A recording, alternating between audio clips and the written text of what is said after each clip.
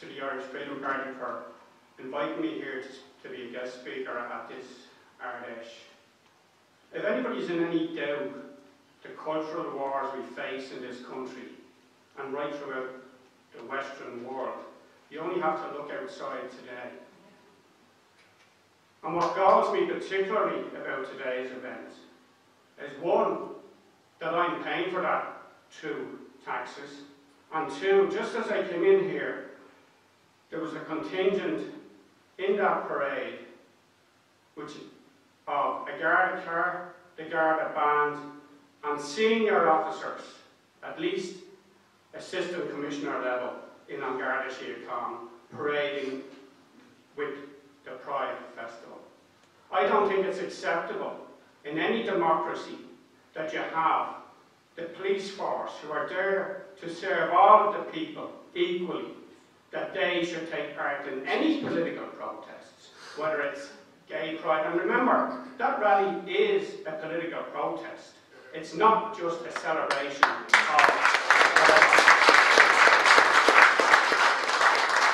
and I've written about this on numerous occasions. I think it's disgraceful that our Garda cars painted in pride colours. I think it's also unacceptable that we have a Pride Month. Why do we only have a Mother's Day or a Father's Day, and we have a month which is funded by the state by and large? And that wasn't part of what I intended to say today, but it couldn't go unremarked. I think yesterday was a wonderful day for those of us who support the right to life, when eventually the Roe v. Wade judgment was knocked down, and overnight we have 11 states in America where abortion is now prohibited. This is the beginning of the end, and that nobody be any doubt about that. We see the Coppingers and their fellow travellers today protesting outside the American embassy. For once I was glad to hear on the news from America.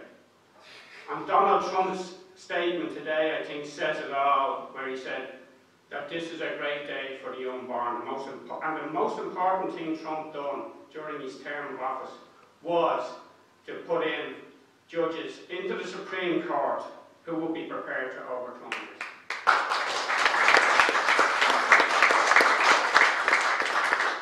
But people need to understand the Roe v. Wade judgment. It should have never been granted. Roe v. Wade was given on the basis that the unborn child wasn't a sentient being, that it couldn't have feelings, that it didn't feel pain. Now, arguably in 1973, there wasn't the same level of medical evidence. There wasn't photos of a child in the womb to show us very clearly what we know now. So ultimately, that had to be knocked down. But it's up to individual states now to make the decision. And those who claim in this country, particularly those on the left, that they support democracy. Sure, it's an individual states making their own decision. Is that not democracy? Of course, democracy only works when you give the right answers. One of the topics I wanted to look at today was the whole decline and in the way we treat our teenagers, the way we allow them to have individual freedoms which are not suitable for their age. There was a report out last week which showed that a huge percentage, almost in some areas a majority of teenagers are abusing some drug, and generally not alcohol. Teenagers are now drinking alcohol later. They're out of their house going into school on weed. Many of them are now taking cocaine. Why are young people doing that? Well, one of the things is that the political and establishment class in this country sends mixed messages. They say, we want to decriminalise soft drugs. We want to legalise soft drugs. So if the state does that, the state legitimising any product is saying that it's okay to do it. And the real reason that many of these people want to do this is because they're banging coke up their nose at the weekends themselves, and they don't see a problem with Many years ago, I said that we would have people elected in elected positions in this country, in councils and in the legislature, who would be controlled and run by drug lords. We now have arrived at that position, and I'm not going to name them, but there are people whose election campaigns were funded by drug dealers. And we know, we can name one because he was subsequently resigned and ended up in jail for a number of years. And he ran for Sinn Féin in this constituency and was elected. And we know now that he's charged before the courts with involvement in the Regency attack. So, we tell children that they can do what they want. We don't let them vote at 16. We don't let them drink. We don't let them smoke. But it's okay to do a bit of weed or to take a bit of coke. I'm tired of listening to people who tell us that drug addiction and the involvement in selling drugs comes from some level of poverty or deprivation. This area in the inner city is supposed to be one of the most deprived areas in the country, where people, we are told, are living in poverty. I see nobody in this area living in poverty. And what we have is an NGO class and a community activist class who need all of these poverty issues in order to justify their own existence. We pay just short of €6 billion a year to run something like 35,000 NGOs and community groups. That's, all of those people who are involved in them are there for a job. They're not really concerned about solving the issue, because if you solve the issue, then you haven't got a job. They need, just like the cigarette companies years ago, needed to keep replacing their customers. These organisations, in order to sustain their own viability, need to build and increase the problem rather than lessen it. We're told that people sell drugs because they can't get any other job. If you watch around here, you will see drug dealers working specific hours at specific spots. That is their job. And they're earning far more than anybody else in this room, I would suggest. We're told, and we know as a fact now, that it's easier to get cocaine in almost every village in this country than it is to get a pizza, and probably get it delivered quicker. We're told that the drug gangs control things. We saw bottles of champagne being found the other day, laced with cocaine.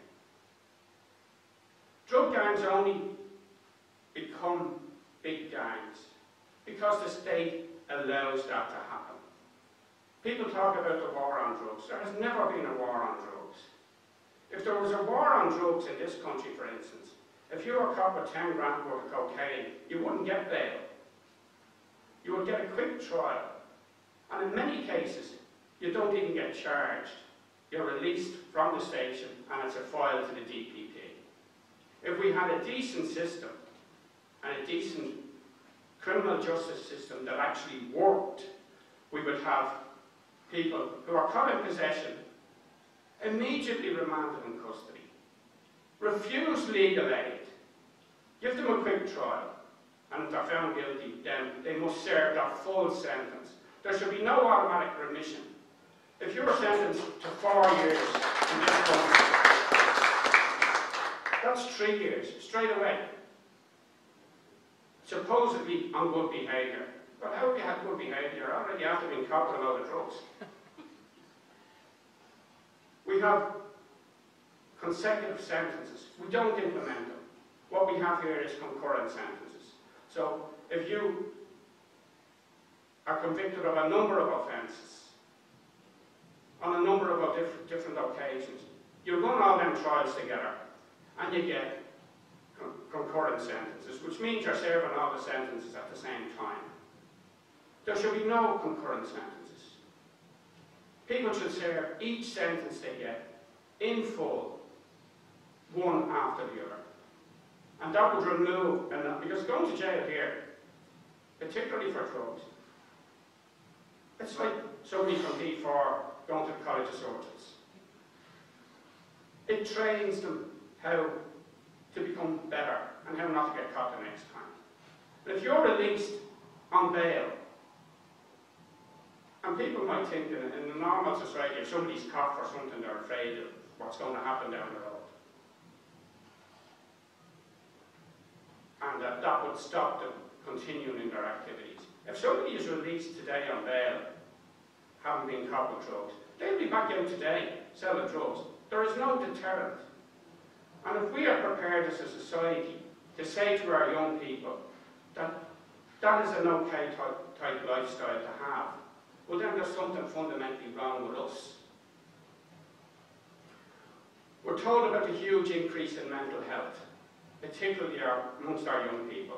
Much of it comes from the abuse of weed, particularly. Even though the leftists will tell us that weed is great and sure it doesn't do you any harm, and sure, you know, I take it for a sore leg and I want to get rid of the pain, so I smoke a bit of cannabis, and I have all these arguments which have been shown to be nonsense.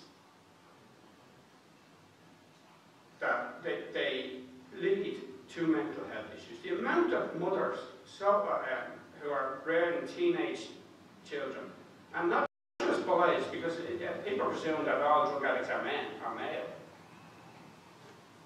They're not. There's probably 25% of them who are now female. I'm not going to go into the other 99 genders because we haven't got the figures for those. But there's 100,000 teenagers in this country waiting on mental health treatment, and they can't even get an appointment. Although if they come along and say they want to change their gender, then they're totally funded and they're sent off to Tavistock or wherever to get it done. We have a mental health system that doesn't work. Now there are an awful lot of people who stop taking drugs then they wouldn't have the mental health problems. But you're told you can do what you want.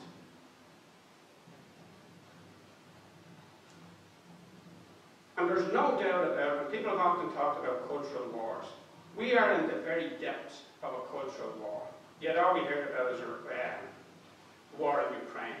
We hear about a war against the pandemic. We're told, for instance, that the cause of inflation in Britain is Brexit, but the cause of inflation in Ireland is Ukraine. And it's the same level of inflation. We're told we can't do anything about it. We're told that we can't reduce excise duty on petrol and diesel, even though probably there's no point because the oil companies will just push the price back up. Because Europe says we can't. And I listened this morning to, I think it's Michael Linstead, the head of the rail union in Britain, and he was being interviewed on RTE, and they asked him, why did the RMT support Brexit? And he said, because we want the sovereignty of Britain back. And he also said, and he claimed, and this came out in the talk he gave the other day, that he was a follower of James Connolly and believed in the principles and the objectives of Connolly. He said, if we stayed in the European Union, we could not implement the wishes of Connolly and the objectives that he had. So how is it that every leftist in this country who claims to be a supporter of James Connolly is also a supporter of not alone the position we are now in Europe, but further integration into Europe and ceding further powers to bureaucrats in Europe? The cultural wars are not just about what's happening on the streets there today, but it's about the destruction of our society, of what passes for Western civilized democracies. And what do I mean by that? And how do they target it? The main target is the family. And once you break that, that's why they through legislation, encourage single-parent families. That's why they encourage an individual tax system. That's why they say that both parents must work. And in fact, in this country now, we have created a situation that in order to even provide a roof over your head, you either have to be totally in the welfare culture, or you have to, both parties have to work. That is not a sustainable position to have in the long term. And it's not one that we should be accepting, or one that any normal society should accept. they tell us that we're progressive. They tell us, along with all these NGOs, that the Dáil and the Shannon are not good enough, that we need to set up this citizens' assembly to tell us how to think, which is staffed and attended by the great and the good of the NGO sector. And our target, currently, is to remove from the Constitution one sentence that says a mother should not be forced by economic circumstances to work outside of the home. Surely that's what we should be ascribing to, and something that we should be looking for. That nobody, in fact, should be compelled to work in order to provide for their family.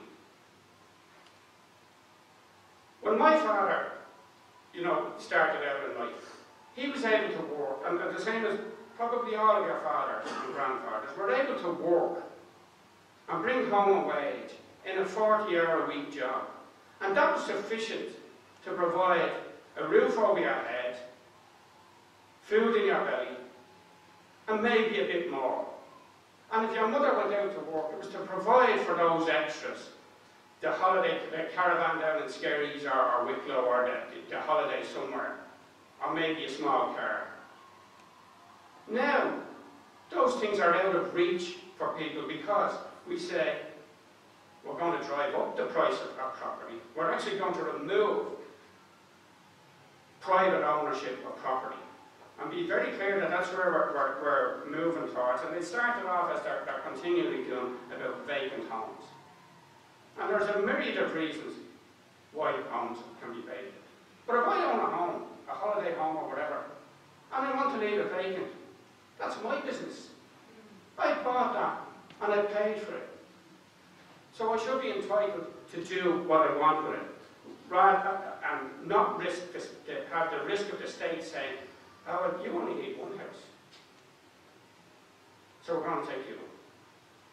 What happens when your kids are gone and you have 4 bedrooms, and they tell you, "Oh, well, you only need 1 bedroom, so we're going to take that, and we give you something else"? Where is the encouragement for ordinary people to work and to get on in life and make themselves self-sufficient without relying on the state? There is an agenda in this country, more so than other European countries, to bring more and more people into the dependency state, where you're dependent for everything on the state. If we look at the arguments around childcare, the way to deal with childcare should be to increase the children's allowance to everybody. And if a mother or a father, as a couple, decide to use that to put their child into childcare, that's their own business. If they want to use it so the mother or father can stay at home and pay it towards the mortgage, then they should be entitled to do that. What we do in this country is we take select groupings, and you hear this across, that we have to look after the poor, we have to look after the underprivileged. We have to look after everybody, apparently, except the people who are going out and working and paying for it all. As I said earlier, we have a police force which is clearly sees one section of this community and of this society as different and needing better protection, or better, they don't need protection, but they're entitled to a different level of policing than the rest of us. Privileges. And I noticed also in that parade there were 2 ambulances. Now, I'm not sure if they were there in case they were needed, but they seem to be going along in the parade. I'm sure those 2 ambulances could be used for something better today, somewhere, because there's somebody probably waiting for an ambulance. And again, it's not acceptable that we have a whole society which drives these things on behalf of a very small minority. And I think that the policies of the IFP should be mainstream policy. And I no doubt that we're continually, and I'm continually told that I'm a dinosaur, I'm a pariah, and all of these things. I am saying, I hope, and I think I am, what ordinary people think. And the vast bulk of people out there who are never asked anything and just trundle along because most of them are sheep, agreed with everything I have said. And what we saw how slavish they were during the past 2 years, and how they begged for more restrictions rather than saying, there's something wrong here. And those people who are called right-wing nuts, those people who are called doomsayers, those people who are called, I can't remember what else we were called, but everything, or conspiracy theorists, everything that those people said for the past 2 years has come to pass. And nobody says, oh Jesus lads, there's something wrong here. And we just roll on to the next one. And you can see them gearing up now, currently building up the numbers for COVID for the next lockdown. You know, and we had all these restrictions on travel. And then suddenly Ukraine happens and you can go where you want now. You can wander into the country, you don't need a mask, you don't need the vaccines, you don't need to be tested. You know, so either one side was right or the other side was right. And it seems, you know, that if people go back to a number of years ago when we had a big storm coming, and he said, you have to be in your house by 4 o'clock. The only 2 people who were killed during that storm were 2 people, one fellow had no meat, who was rushing home to be in his house by 4 o'clock and he hit a tree. And I said at the time on some programme that this is not about the storm, this is about seeing how compliant people will be. And everybody was at home, in their house, by 4 o'clock, and afraid to even look out the window. And the storm came and went, and I've seen worse storms where I live, you know, any weekend. But there's no doubt that we will win. It may not be in our generation, but things will turn. For some of you younger people, hopefully it will be your generation. But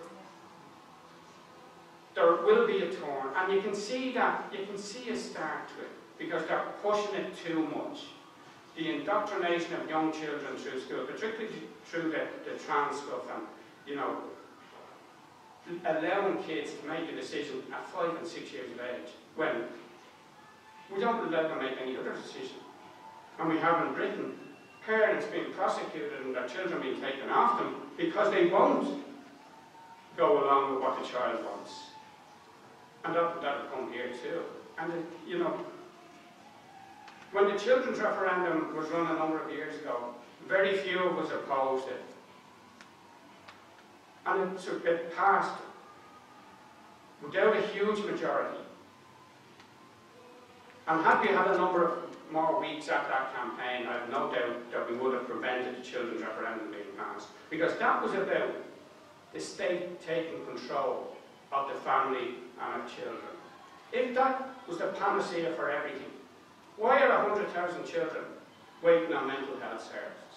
Why are thousands more, hundreds of thousands probably, waiting on medical procedures, normal medical procedures? Why, for instance, are people still campaigning for scoliosis treatment? Why are all these things happening if, as we were told in the children's referendum, children first? We have to look after the children. We need this legislation to do it. You see, we're a great country for legislation. We're a great country for reports. We're a great country for inquiries. And yet nothing happens. And we listened last week in the Dáil to nonsense between Varadkar and Pearse Doherty. And I think it actually worked against Varadkar, because people don't care that Pearse Doherty has a public order conviction from 20 or 30 years ago. That doesn't matter to people. We saw Carol Nolan, who actually supports immigration, just raising a simple question that every politician in this country should be raising, is can we import hundreds of thousands of people without building any infrastructure for them? Can we import people without housing for them? Can we import people, some of who will get sick, without hospitals? And we see the fiasco with the National Children's Hospital, the dearest hospital in the world, the longest to build. And we have in Portrane a new state-of-the-art mental health facility which was built, and I think it was completed about 3 years ago. It hasn't opened its door yet. Why? And why do we, most people don't even know that, why do we allow these things to happen? And we have, you know, and there's no doubt the next government will most likely be, it will have some Sinn Féin component. And it's looking like it's going to be a Sinn Féin single government, single party government. But nothing will change. And we're going to have to go through that period of probably 2 elections where people will then realise that they're all the same and that they need to look at something different. And they need to actually think for once, because it seems to me that the vast bulk of people in this country stop thinking, and certainly stop critically thinking. And, you know, tell them black is white and they believe you. And what passes for debate in this country, if you listen, except the programmes I'm on, if you listen to mainstream media on any debate, they all agree on the issue. They might debate about the colour of the chair or the shade of covering on it, but they don't actually disagree on the fundamentals. They all support the way this country is going.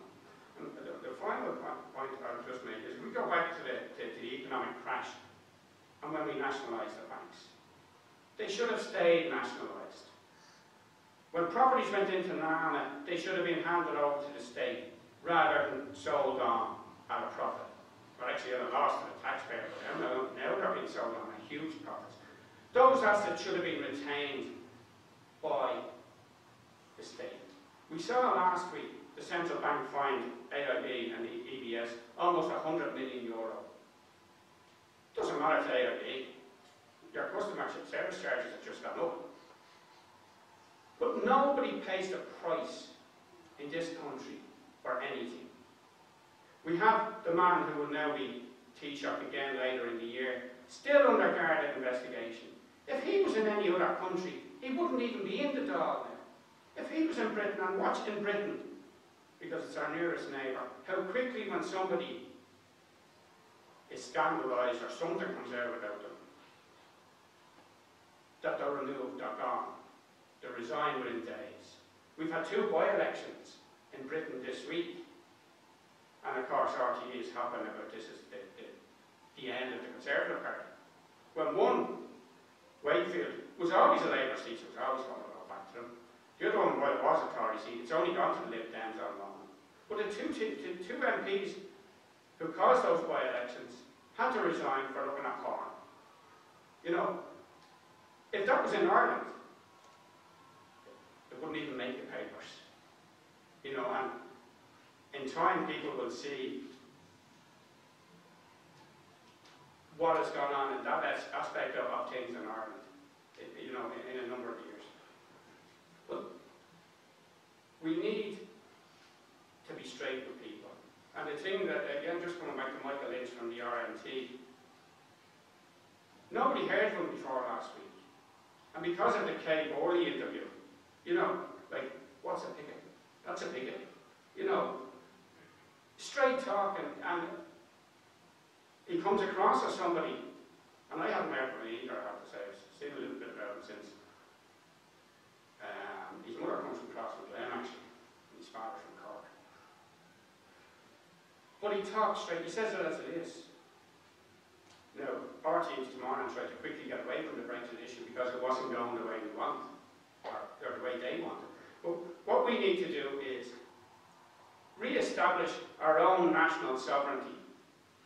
We need to say that this is the best little country in the world, and it will be run by the best people in the world, if we get rid of what's there. And politics now in this country is a career. People don't go into politics in order to change, they certainly don't go into paid politics to change society, or because they follow some ideology. You know, people go in because they've come out of the UCD or Trinity after doing a degree in politics. They know nothing of the real world, and their sole objective is to get a job within the system and then move on to some other job in the system. But we allow that. We elect these people. And there's huge money behind it. And if you look at even the funding of the political parties in this country, every party in Leinster House gets millions from us yet your party gets nothing except from you. And that's something that has to change, the funding of politics. They brought in legislation a number of years ago to stop politicians being funded by people giving them donations. That wasn't to stop people giving them donations. That was to stop small parties emerging and challenging the status quo. And it was done to keep those who are in power now in power. And it doesn't matter whether it's Fianna Fáil, Fine Gael, Labour, or Sinn Féin down the road. Nothing will change. They all follow the same agenda. They're all prepared to renege on our sovereignty. We see the provisionals in the north are prepared to administer British rule in Ireland and are complaining that they're not allowed to administer European rule as well. And down here, we don't even need a government, in fact. We'd be better off just letting Brussels do the whole thing, because that's what happens. Although the one thing that they do ensure for themselves is that we have the highest paid politicians in the world. We have the highest paid civil servant, or public servant, and I put that in inverted commas, Paul Reid in the HSE, who must run the most dysfunctional health system in the world, yet he's paid the most. And why do we tolerate that? We were sending your man, the COVID guy, off to be a professor in Trinity, and we were paying him the same as he was being paid. These things happen because we allow them to happen, and it's time now that we stop allowing it to happen. Thank you very much.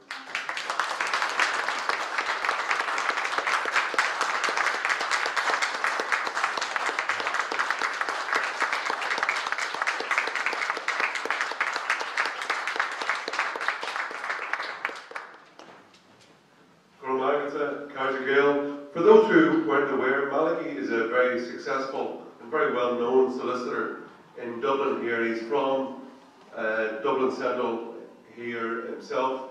He also has a house up in Annagassan. His family, if I may cheekily put it, Malachy was a very active member of the Republican movement here for a long time.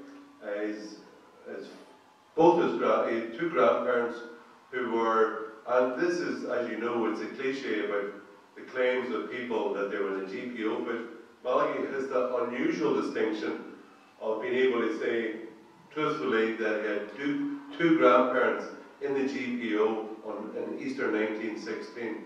So in a way, he, I says paradoxically, Malachy, I think we could describe you as kind of Republican royalty. The breeding is so good. And actually, if you listen to his speech there, you can see the importance and the pride in family.